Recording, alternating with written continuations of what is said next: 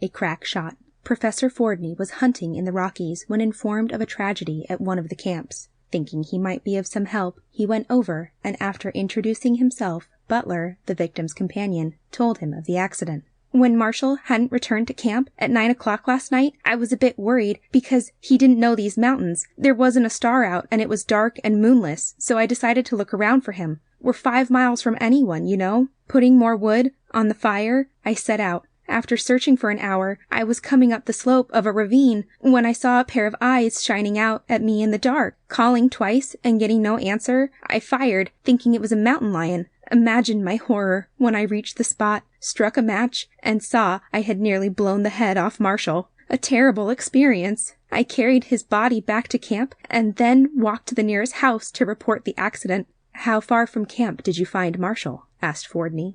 About a quarter mile. I see your right hand is bandaged. How do you manage to shoot with it?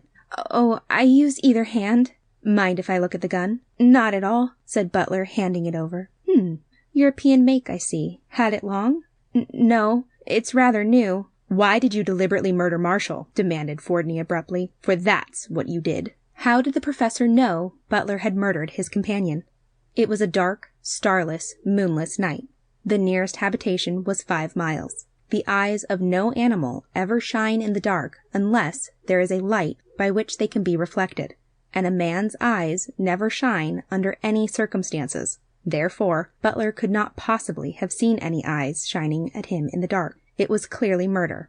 And thy deep eyes amid the gloom shine like jewels in a shroud, Longfellow. End of A Crack Shot.